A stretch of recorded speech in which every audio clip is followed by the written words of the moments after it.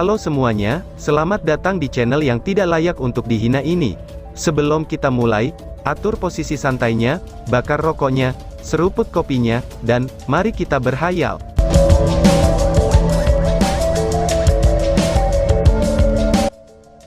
Kita lanjut ke alur ceritanya. Komandan beruang iblis ini benar-benar ketakutan. Satu-satunya harapannya adalah untuk menjauh dari pinggiran kota untuk menghindari pria mengerikan yang memegang bola logam ini. Bom! Mengeluarkan suara bertabrakan yang mengerikan, tubuh komandan beruang iblis dibombardir terus-menerus. Tepat ketika dia ingin memanfaatkan momentum untuk melarikan diri dari daerah itu, bayangan besar segera menyapu, lalu jatuh di punggungnya dan akhirnya dia mundur. Bayangan besar itu adalah gada yang tadinya berada di tangan komandan beruang iblis di awal-awal. Gada itu ditendang oleh Simasian dengan keras, dan meskipun komandan beruang iblis telah memblokir bola cahaya raksasa menggunakan tubuh bawahan beruang, ia tidak dapat memblokir peluncuran ini. Bagian paling tebal dari tongkat ini hancur dengan keras, terhadap punggung komandan beruang iblis yang telanjang. Tumbukan keras mengikuti, dan gada itu menumbuk dagingnya sebelum jatuh ke tanah sekali lagi. Dan yang mengejutkannya adalah, bahwa pria botak itu menghilang sepenuhnya. Seiring dengan penurunannya, datanglah bola api memanjang dengan diameter setengah meter. Komandan beruang iblis merasa sangat tertekan kali ini. Dalam kondisi puncaknya, bola api seperti itu akan benar-benar tidak akan berbahaya. Tapi bukan itu masalahnya pada saat ini. Tanpa pilihan, ia mengangkat tangannya untuk menahan bola api. Demonic Bear dari pangkat komandan memang cukup kuat. Mengambil ledakan dari bursting fireball pada tingkat kelima ini, itu hanya menyebabkan tubuhnya terhenti di udara sebelum jatuh. Dia tidak mengalami kerusakan apapun, hanya ada sedikit darah yang keluar dari luka gosong di dadanya. Tapi saat ini, beruang iblis mengeluarkan raungan yang mengerikan. Jatuh ke bawah, dan jatuh dengan kasar di dinding, teriakan terakhirnya menjadi semakin redup. Pada titik yang tidak diketahui, Pries yang luar biasa itu muncul di punggungnya, lalu menebas saraf pusat iblis dengan belati perak sebelum mengarahkan otaknya. Sayap di punggungnya menghilang, dan Simasian tampak terengah-engah. Pada saat beruang iblis diserang oleh senjatanya sendiri, Simasian sudah ada di udara yang sedang terbang ke arahnya, dan mencapai targetnya pada saat yang sama dengan bola api. Dan belati yang mengerikan ini mencapai 2/3 dari lebar 1 meter, dan 1 meter dari sepertiga panjangnya. Ini adalah versi yang agak lebih pendek dari senjata Bloodstorm Wang Yuan. Meskipun kekuatannya yang hebat sama sekali tidak setara dengan Bloodstorm, Blood Dagger yang mendekati ambang legendaris ini, itu dibuat dari tanduk ikan gergaji. Kekuatan penetrasinya tidak bisa dibandingkan dengan bola cahaya energi. Mengetahui dengan baik pertahanan tangguh komandan beruang iblis, dan berada di wilayah berserk, cadangan kekuatannya sudah sangat habis. Jika dia tidak berhasil menghentikan komandan beruang iblis, mungkin efek samping akan memungkinkan lawan untuk mendominasi dirinya. Untuk alasan ini, dia menggunakan belati darah ini untuk mencapai serangan besarnya, dan menghancurkan bagian-bagian penting dari beruang iblis ini. Duduk di mayat komandan beruang iblis, Simasian terengah-engah dengan menghisap udara dalam jumlah besar. Aroma berdarah masih ada, dan dia hanya menggali kristal magis dari komandan beruang iblis tanpa syarat, dan mengumpulkannya di perangkat penyimpanannya. Mungkin dia telah dipengaruhi oleh Lin Xin, tapi Simasian menikmati dan tidak pernah bosan mengumpulkan kristal magis peringkat tinggi di medan perang. Pihak musuh terlalu banyak, jadi mereka jelas tidak diberi cukup waktu untuk mengumpulkan mayat-mayat musuh, tetapi mengumpulkan kristal magis bukanlah masalah. Dan dia sudah mendapatkan beberapa kristal magis peringkat tinggi yang dia kumpulkan.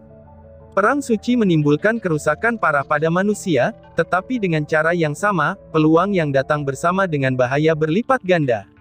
Penyihir perempuan itu melihat wajah Simasian yang lelah, dan menampilkan tatapan menyala-nyala, lalu mengambil langkah cepat di depannya dan memberinya sebotol pil.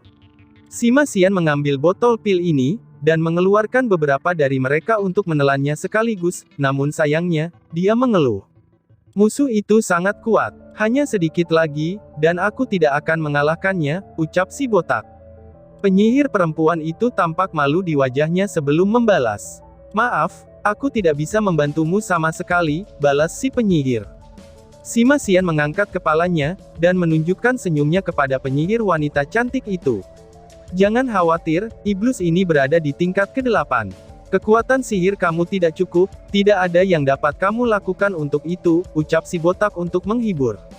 Penyihir perempuan memukuli dadanya yang berkembang dengan baik, dan kemudian menyatakan, "Kamu baru saja membuatku ketakutan. Tepat sebelum kamu mendorong serangannya, aku benar-benar berpikir kamu akan meninggalkan aku," ucap si penyihir. Sima Xian mengeluarkan tawa nakal. "Jadi kamu tidak mempercayai saudaramu sejauh ini? Selama pria ini masih hidup, tidak ada yang bisa menyerangmu," balas si botak. Penyihir perempuan itu merasakan wajahnya memerah, dengan tenang mengangguk padanya. Kemudian Sima Xian berbalik ke samping. Melompat turun dari belakang Komandan Demonic Bear, dia menendang mayatnya ke samping.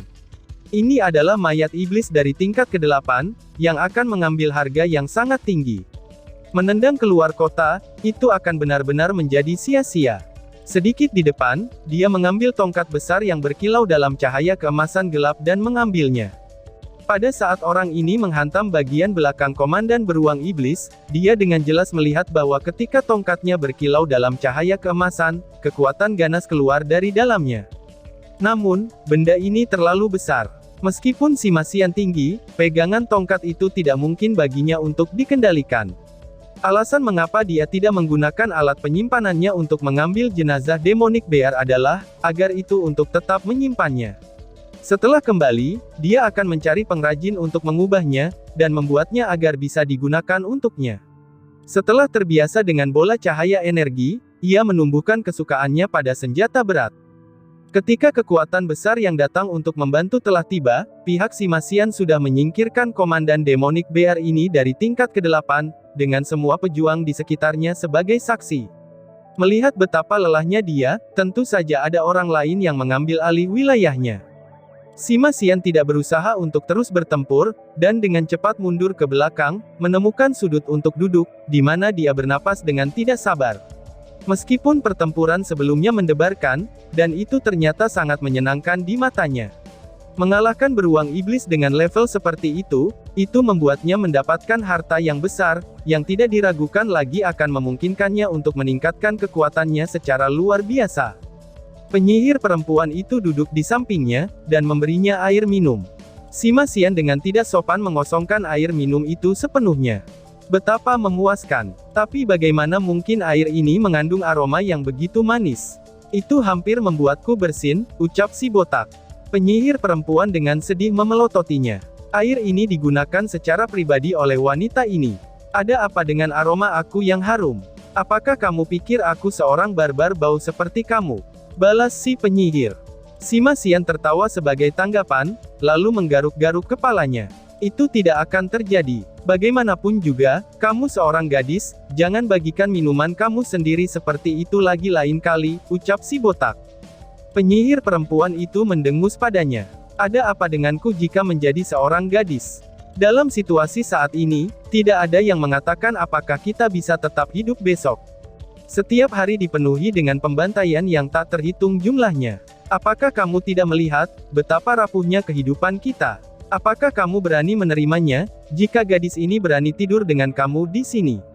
Apakah kamu berani? Ucap si lenyihir. Sima Xian benar-benar tidak berharap dia begitu pemberani, pria disiplin yang sebelumnya panik dan tak terbendung, saat ini jelas menjadi agak malu. Apakah kamu sedang demam? Sima Xian bertanya dengan hati-hati. Penyihir perempuan itu menggigit bibir merahnya sebagai reaksi. Siapa yang sedang demam? Jadi kamu tidak akan menerima. Jadi, bahkan jika aku duduk di depan kamu, kamu tidak akan berani menerimanya. Gadis ini baik-baik saja dengan apapun, balas si penyihir. Sima Xian memaksakan senyumnya dan berkata, "Jangan seperti itu. Aku merasa agak sulit untuk menerimanya," ucap si botak. Penyihir perempuan mengeluarkan dengusan dingin. "Biarkan saja," balas si penyihir.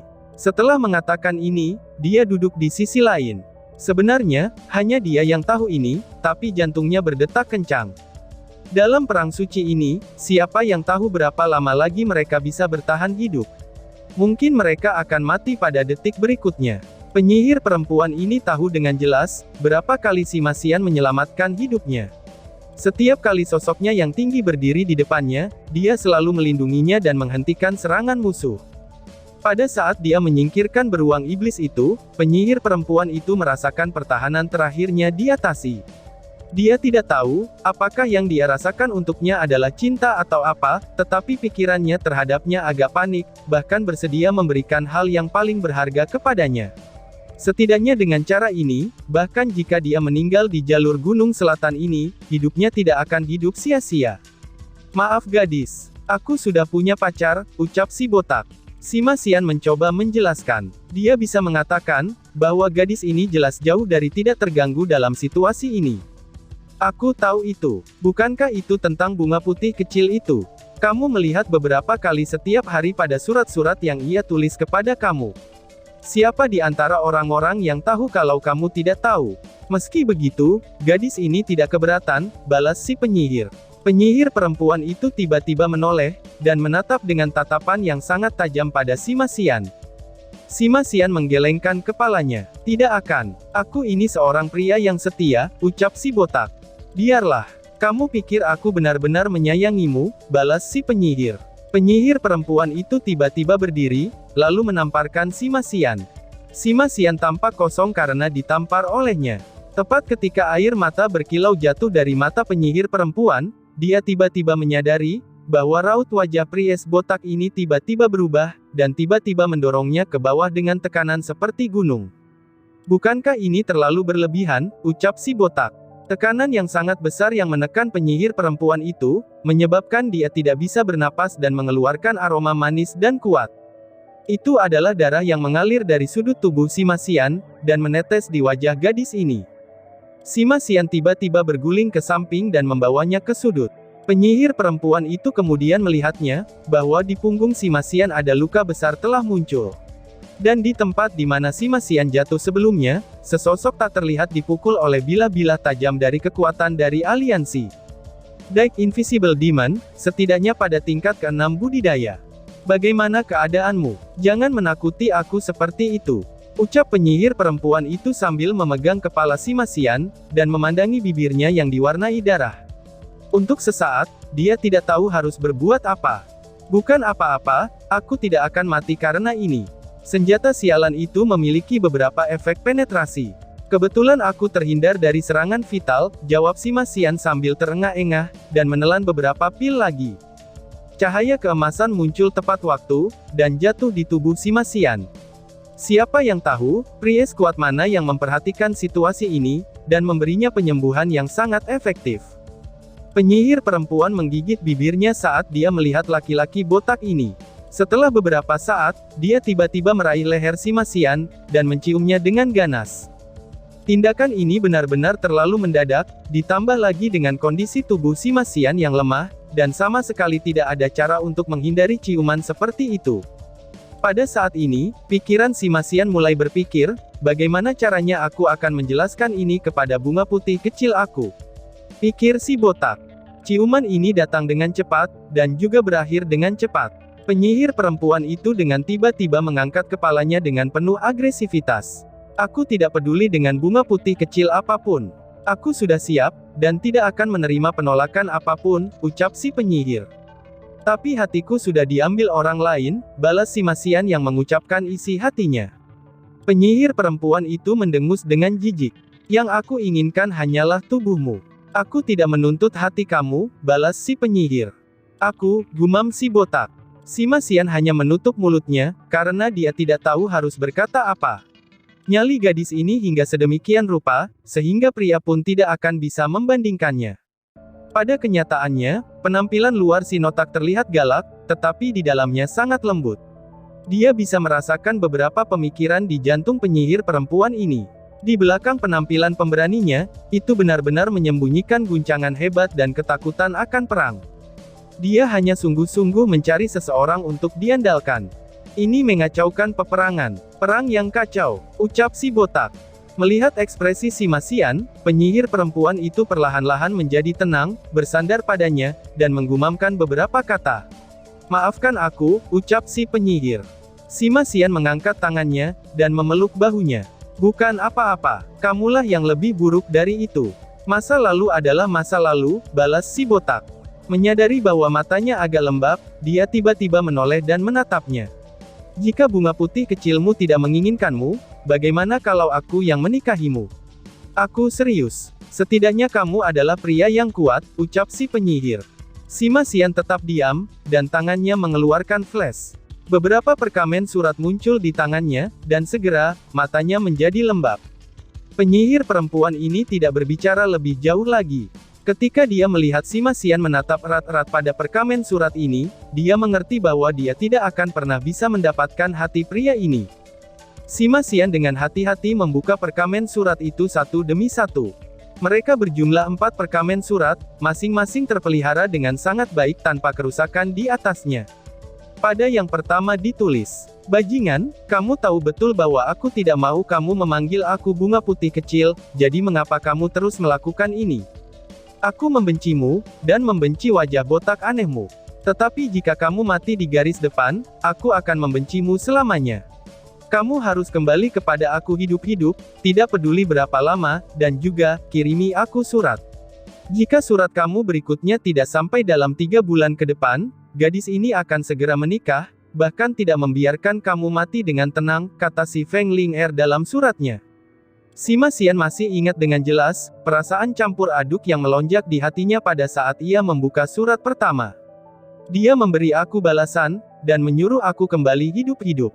Dia mengatakan bahwa dia akan menikah jika dia tidak mendapat balasan surat dari aku. Jadi dia peduli padaku. Bahkan dia tidak tahu, betapa hebatnya daya dorong dan keberanian yang diberikan surat ini kepadanya. Tapi dia yakin, bahwa tanpa keempat huruf ini di tangannya, dia tidak akan bisa menembus tingkat ke-7 dengan lancar. Surat kedua, "Masih ada harapan selama kamu hidup," kata Feng Ling'er dalam suratnya. Oh iya, surat kedua ini hanya berisi kata-kata sederhana itu, karena pada saat itu, Sima Xian memberikan bunga putih kecil itu sebagai jawaban, "Apakah itu karena kamu menyukai aku, sehingga kamu begitu peduli dengan aku? Lalu apakah aku punya harapan?" kata si botak dalam suratnya. Surat ketiga, "Tidakkah menurutmu aku mengerikan? Jika kamu tidak takut aku memukuli kamu, mengutuk kamu, datanglah dan temui aku setelah perang suci berakhir. Jika kamu memilih antara Demon Hunter sekuat kamu dan aku, mana yang akan kamu pilih?" kata Feng Ling'er dalam suratnya. Pada saat surat ketiga datang, Sima Xian terjerat untuk waktu yang lama. Suasana hati aslinya yang baik benar-benar terbalik. Waktu itu, penampilannya di medan perang sangat sengit. Jawaban yang dia berikan pada Feng Ling'er terdiri dari beberapa kata, Sima Xian hanya membalas, "Demon Hunter kuat," kata si botak dalam suratnya. Itu benar, dia menyukai Feng Ling'er. Itu adalah cinta pada pandangan pertamanya, dan cinta yang melampaui penebusan. Tapi perasaan suka ini tidak bisa mengubah keyakinannya. Surat keempat Feng Ling'er datang dengan sangat cepat. "Aku tahu bahwa aku benar-benar mulai menyukai kamu. Itu karena aku suka pria yang gigih. Latih otot-otot kamu dengan kuat, dan jangan coba-coba menggoda perempuan lain. Maka mungkin setelah hari-hari ini berlalu, aku akan datang dan mengunjungi kamu. Selama kamu masih hidup, kamu memiliki harapan untuk memiliki aku di sisimu," kata Feng Ling'er dalam suratnya. Cerita berpindah ke wilayah Exorcist Mountain Pass. Assassin Temple. Sing Sing. Sosok yang lincah berbelok di udara, dan mengambang di atas tanah. Pada saat kakinya mendarat di tanah, ia tidak terlihat mantap dan benar-benar mengejutkan beberapa kali sebelum nyaris berdiri tegak. Menyapu sabit besar di tangannya, itu mengarah ke area kosong di depan. Ding! Suara renyah lainnya segera datang. Hanya saja, kali ini kedengarannya bahkan lebih lama. Seluruh tubuh CR bergetar, dan sabit di tangannya terpental, dia terhuyung dan jatuh ke tanah. Sinar cahaya dingin muncul di depannya tanpa suara, lalu menunjuk ke tenggorokannya, dan menyebabkan kulitnya sedikit bergetar. Sinar dingin itu menghilang, dan suara yang sudah tua terdengar. "Bagus sekali. Untuk bisa menahan setengah jam melawan seranganku, sampai energi spiritualmu yang kelelahan membuatmu tidak bisa terus melawan, dan teknik pertempuranmu sudah ada di puncak kuil assassin dalam tingkat ke-7, ucap Seng Yue. CR berdiri dengan dukungan tangannya, dan dahinya meneteskan keringat yang sangat deras. Seolah-olah mengamuk, dia menyatakan kepada Seng Yue, "Kakek buyut, bukankah kamu menganggapnya terlalu serius?"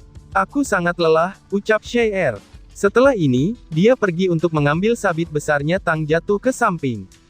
Ini jelas bukan sabitnya Dewa Kematian, tetapi hanya logam dengan ukuran yang sama. Lagi pula, ketika mengendalikan sabit Dewa Kematian, Chai tidak bisa mengendalikan kekuatannya, dan sangat mungkin tidak dapat menghentikan kekuatannya. Zheng Yue menggelengkan kepalanya. Chai menatapnya dengan ragu sebelum berkata, "Kakek buyut, ada apa denganmu? Apakah kamu baru saja memuji aku, karena belajar dengan cepat dan memiliki teknik yang hebat?" Tanya Chai. Zheng Yue sedikit tersenyum, lalu berjalan di depannya dan membelai kepalanya. "Kekuatanmu saat ini cukup bagus. Tapi kamu kekurangan sesuatu yang diperlukan untuk seorang asasin," jawab Zheng Yue. "Apa itu?" tanya Chai. "Jiwa pembunuh yang mengerikan," jawab Zheng Yue. Chai terkejut. "Lalu, bagaimana aku bisa melatih jiwa pembunuh aku?" tanya Chai. Zheng Yue menjawab, "Jiwa pembunuh seorang asasin, itu terukir di tulangnya dan diolah dari pelatihannya sejak kecil. Setelah kehilangan ingatan masa lalu kamu kehilangan jiwa pembunuh asli kamu. Dalam pertempuran, waktu terbaik bagi seorang asasin untuk bersinar adalah ketika dia langsung meledak dengan jiwa pembunuh terkuatnya, dan memanfaatkan kemampuan ofensifnya untuk menimbulkan kerusakan serius dalam sekejap kepada musuh," jawab Zheng Yue. Chai membenturkan kakinya ke tanah. "Kalau begitu, belum terlambat bagiku untuk mempelajarinya. Tapi kamu jangan biarkan aku bergabung dengan medan perang, dan membunuh musuh.